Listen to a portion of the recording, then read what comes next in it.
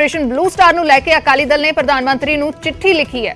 British ਸਰਕਾਰ ਤੋਂ ਜਾਣਕਾਰੀ ਲੈਣ ਦੀ ਮੰਗ ਕੀਤੀ ਹੈ। ਅਕਾਲੀ ਦਲ ਦੇ ਆਗੂ ਪ੍ਰੋਫੈਸਰ ਪ੍ਰੇਮ ਸਿੰਘ ਚੰਦੂਮਾਜਰਾ ਨੇ ਪ੍ਰਧਾਨ ਮੰਤਰੀ ਨੂੰ ਚਿੱਠੀ ਲਿਖੀ ਹੈ ਤੇ ਅਕਾਲੀ ਦਲ ਦਾ ਕਹਿਣਾ ਹੈ ਕਿ ਬ੍ਰਿਟਿਸ਼ ਸਰਕਾਰ ਦੀ ਸਲਾਹ ਤੇ ਇਹ ਹਮਲਾ ਹੋਇਆ ਸੀ। ਸਾਜ਼ਿਸ਼ ਦੇ ਵਿੱਚ ਸ਼ਾਮਲ ਲੋਕਾਂ ਦੇ ਨਾਂ ब्रिटेन तो लए जाण मंगे जाण। विदेश मंत्री डॉक्टर एस जयशंकर नूं भी पत्र भेजिया है। चंदूमाजरा दे वल्लों चिट्ठी लिखी गई है प्रधानमंत्री नूं।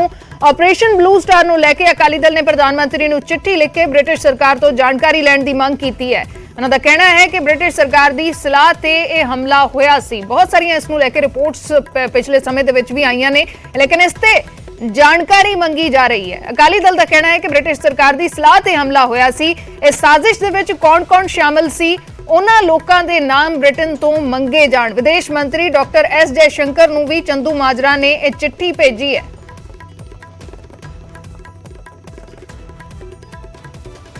तो असीं चिट्ठी भी स्क्रीन ते विखा रहे हैं जो चंदूमाजरा दे वल्लों भेजी गई है।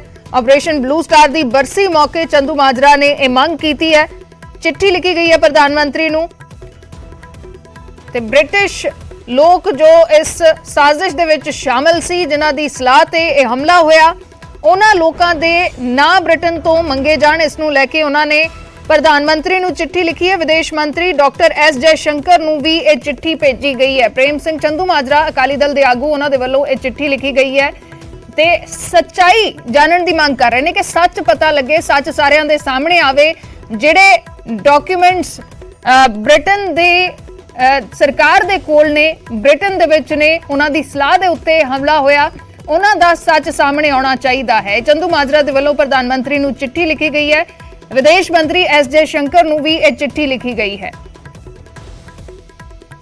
ते उन्होंने चिट्ठी दे विच जिक्र कीता है कि ब्रिटेन दी सरकार, जो उस समय दी ब्रिटेन दी सरकार सी, उन्हां दी सलाह दे नाल 84 वाला हमला कीता गया सी, दरबार साहिब ते हमला कीता गया सी ते ये जिहड़े दस्तावेज ने, इसनूं लैके जिहड़े दस्तावेज ने, ये ब्रिटिश हाउस ऑफ कॉमन्स दे विच रखे गए सी। 30 साल बाद ये जिहड़े दस्तावेज ने रखे गए ने ते उन्हां दस्तावेजां दी चंदूमाजरा जानकारी मंग रहे ने ते उन्हां ने कहा कि मैं जिस वेले लोक सभा दा मैंबर सी, जिस वेले लोक सभा सांसद सी, मैं यह मुद्दा वार-वार चक्या, वार-वार ये मुद्दा चुक्या ते ये जानना चाहया कि ब्रिटेन दे वल्लों किस दे वल्लों ये सलाह दित्ती गई सी, ब्रिटिश सरकार दी की इंटरफेरेंस सी साडे देश दे मसलियां दे विच। उसनूं लैके मुद्दा वार-वार चुक्या गया ते हुण उन्हां ने फिर तो चिट्ठी लिखी है कि इस सब दी जानकारी जनतक होवे।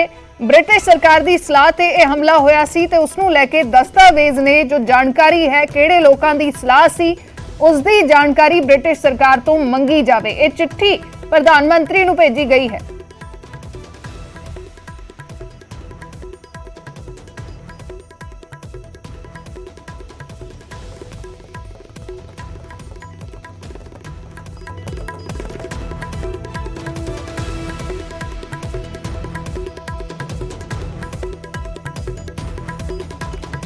अकाली दल के आगू प्रोफेसर प्रेम सिंह चंदूमाजरा ने यह चिट्ठी लिखी है। चिट्ठी लिख के उन्होंने मंग की है कि इस सब का सच सामने आना चाहिए है। इसनूं लैके पहलां भी चर्चावां होंदियां रहियां ने कि उस समय दी जो ब्रिटिश सरकार सी, उन्हां दे वल्लों सलाह दित्ती गई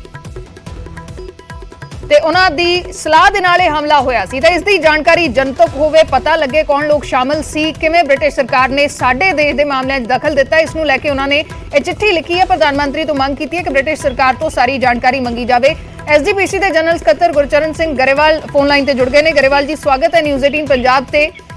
प्रोफेसर प्रेम सिंह चंदूमाजरा ने चिट्ठी लिखी है प्रधानमंत्री नूं, विदेश मंत्री नूं भी चिट्ठी भेजी गई है, जिस दे विच उन्होंने यह लिखा है कि ब्रिटिश सरकार की सलाह ते दरबार साहिब ते हमला होया सी। उन्होंने कहा कि वह वार-वार यह मुद्दा लोक सभा दे विच भी उन्हां दे वल्लों चुक्या गया सी ते उन्होंने हुण मंग की है कि इस साजिश दे विच कौन लोग शामिल सी, उन्हां दे नाम ब्रिटिश सरकार तो मंगे जाण।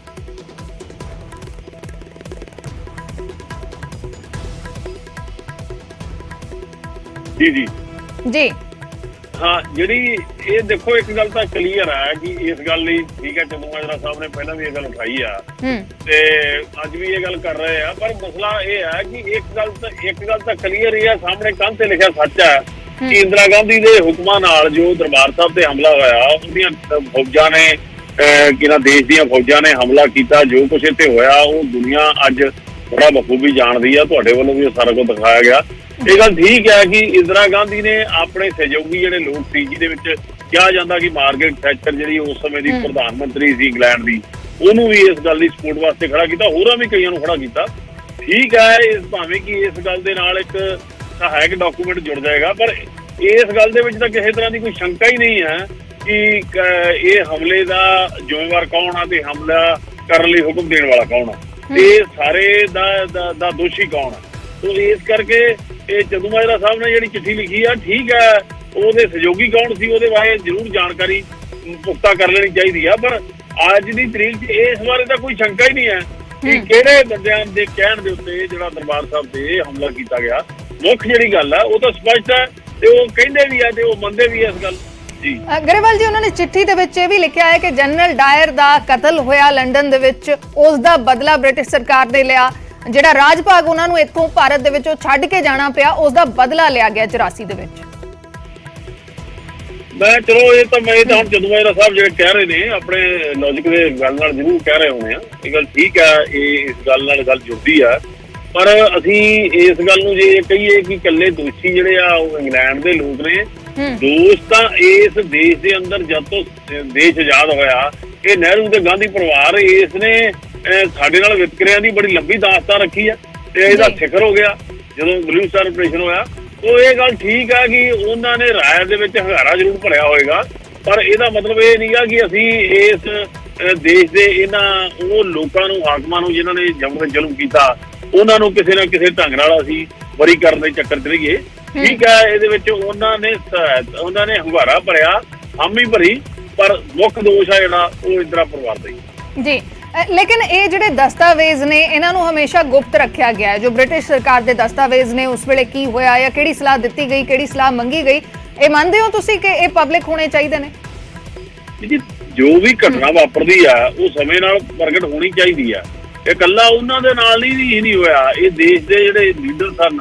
ਮੈਂ ਇੱਕ ਇਸ ਗੱਲ ਬਾਰੇ ਵਾਰਤਾ ਸੁਣੀ ਹੈ ਕਿ ਇਹ ਜਿਹੜੇ ਅਟਲ ਬਿਹਾਰੀ ਵਾਜਪਾਈ ਸੀ, ਜਿੱਥੇ ਉਹ ਠਹਿਰੇ ਹੋਏ ਸੀ ਉਹਨਾਂ ਦਿਨਾਂ ਦੇ ਵਿੱਚ, ਉੱਥੇ ਕਹਿੰਦੇ ਵੀ ਤਾਰ ਨਹੀਂ ਸੀ ਜਾਂਦੀ ਟੈਲੀਫੋਨ ਦੀ, ਤੇ ਸਪੈਸ਼ਲ ਉਹਦੇ ਦੀ ਤਾਰ ਲਿਜਾ ਕੇ ਤੇ ਉਹਨਾਂ ਦੇ ਨਾਲ ਗੱਲ ਕਰਕੇ ਇੰਦਰਾ ਗਾਂਧੀ ਨੇ ਇਸ ਗੱਲ ਦੇ ਲਈ ਹੰਗਾਰਾ ਵੀ ਭਰਿਆ ਸੀ। ਹਾਲਾਂਕਿ ਇੱਕ ਚੰਗੇ ਸੋਬਰ ਲੀਡਰ ਸਨ ਜਿਹੜੇ ਅਟਲ ਬਿਹਾਰੀ ਵਾਜਪਾਈ, ਜਿਨ੍ਹਾਂ ਲਈ ਮੇਰੇ ਮਨ ਦੇ ਅੰਦਰ ਕਦਰ ਰਹਿੰਦੀ ਆ। ਮਤਲਬ ਇਹ ਸਾਰੀਆਂ ਗੱਲਾਂ ਜ਼ਰੂਰ ਸਾਹਮਣੇ ਆਉਣੀਆਂ ਚਾਹੀਦੀਆਂ ਕਿ ਕਦੋਂ ਕੀ ਵਾਪਰਿਆ। ਇਸ ਵਿੱਚ ਕੋਈ ਸ਼ੱਕ ਨਹੀਂ ਕਿ ਇਤਿਹਾਸ ਦੇ ਪੰਨੇ ਦਾ ਹਿੱਸਾ ਬਣਨਾ ਚਾਹੀਦਾ ਕਿ ਕਿਹੜੇ ਲੋਕਾਂ ਨੇ ਉਸ ਸਮੇਂ ਇਸ ਕਾਰੇ ਦੇ ਵਿੱਚ, ਇਸ ਹਮਲੇ ਦੇ ਵਿੱਚ ਆਪਣੀ ਜਿਹੜੀ ਸ਼ਮੂਲੀਅਤ ਕੀਤੀ ਹੈ। ਜੀ, ਸ਼ੁਕਰੀਆ ਗਰੇਵਾਲ ਜੀ ਸਾਡੇ ਨਾਲ ਜੁੜਨ ਦੇ ਲਈ। ਐਸਜੀਪੀਸੀ ਦੇ ਜਨਰਲ ਸਕੱਤਰ ਗੁਰਚਰਨ ਸਿੰਘ ਗਰੇਵਾਲ ਜੁੜੇ, ਜਿਨ੍ਹਾਂ ਦਾ ਕਹਿਣਾ ਹੈ ਕਿ ਜੋ ਵੀ ਸੱਚ ਹੈ ਉਹ ਸਭ ਦੇ ਸਾਹਮਣੇ ਆਉਣਾ ਚਾਹੀਦਾ ਹੈ, ਲੇਕਿਨ ਹਮਲਾ ਭਾਰਤ ਸਰਕਾਰ ਦੇ ਉਸ ਵੇਲੇ ਹੁਕਮਾਂ ਤੇ ਹੋਇਆ ਤੇ ਜੇ ਕੋਈ ਇਨਵੋਲਵਮੈਂਟ ਹੈ ਬ੍ਰਿਟਿਸ਼ ਸਰਕਾਰ ਦੀ, ਜਿਹੜੇ ਵੀ ਉੱਥੋਂ ਦੇ ਦਸਤਾਵੇਜ਼ ਨੇ, ਡਾਕੂਮੈਂਟ ਨੇ ਜਾਂ ਹੋਰ ਜੋ ਵੀ ਕੁਝ ਇਸ ਦੇ ਵਿੱਚ ਸ਼ਾਮਲ ਰਿਹਾ ਹੈ, ਉਹ ਸਾਰੇ ਦਸਤਾਵੇਜ਼ ਪਬਲਿਕ ਹੋਣੇ ਚਾਹੀਦੇ ਨੇ, ਉਸ ਦੀ ਜਾਣਕਾਰੀ ਸਭ ਦੇ ਸਾਹਮਣੇ ਆਉਣੀ ਚਾਹੀਦੀ ਹੈ। ਪ੍ਰੋਫੈਸਰ ਪ੍ਰੇਮ ਸਿੰਘ ਚੰਦੂਮਾਜਰਾ ਅਕਾਲੀ ਦਲ ਦੇ ਆਗੂ, ਉਹਨਾਂ ਦੇ ਵੱਲੋਂ ਪ੍ਰਧਾਨ ਮੰਤਰੀ ਨੂੰ ਚਿੱਠੀ ਲਿਖੀ ਗਈ ਹੈ ਤੇ ਬ੍ਰਿਟਿਸ਼ ਸਰਕਾਰ ਤੋਂ ਜਾਣਕਾਰੀ ਲੈਣ ਦੀ ਉਹਨਾਂ ਨੇ ਮੰਗ ਕੀਤੀ ਹੈ। ਉਹਨਾਂ ਨੇ ਕਿਹਾ ਹੈ ਕਿ ਬ੍ਰਿਟਿਸ਼ ਸਰਕਾਰ ਦੀ ਸਲਾਹ ਤੇ ਹਮਲਾ ਹੋਇਆ ਸੀ ਤੇ ਸਾਜ਼ਿਸ਼ 'ਚ ਕੌਣ-ਕੌਣ ਸ਼ਾਮਲ ਸੀ, ਉਹਨਾਂ ਲੋਕਾਂ ਦੇ ਨਾਮ ਬ੍ਰਿਟਨ ਦੀ ਸਰਕਾਰ ਤੋਂ ਮੰਗੇ ਜਾਣ।